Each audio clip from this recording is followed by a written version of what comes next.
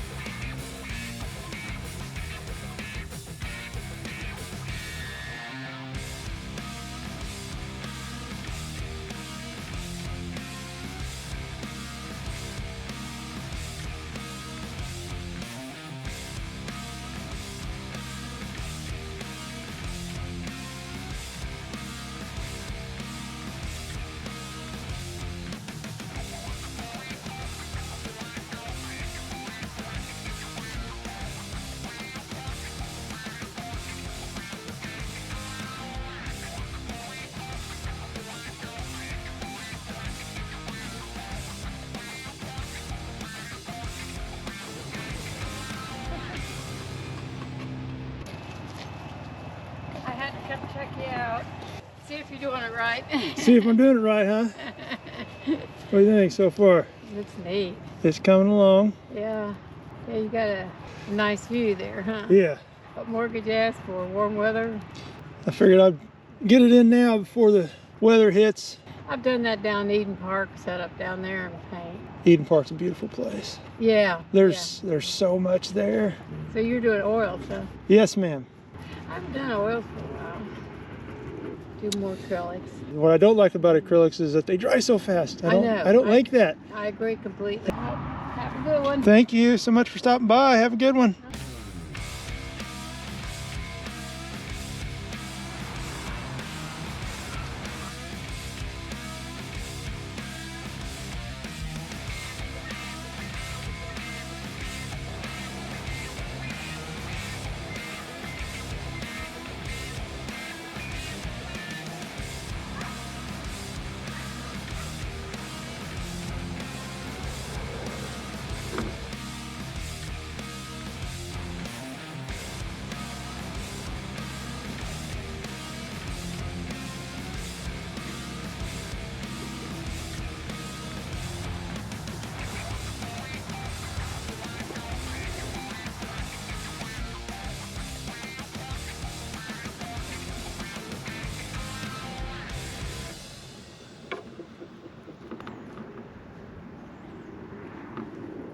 And there is 2 hours right on the button.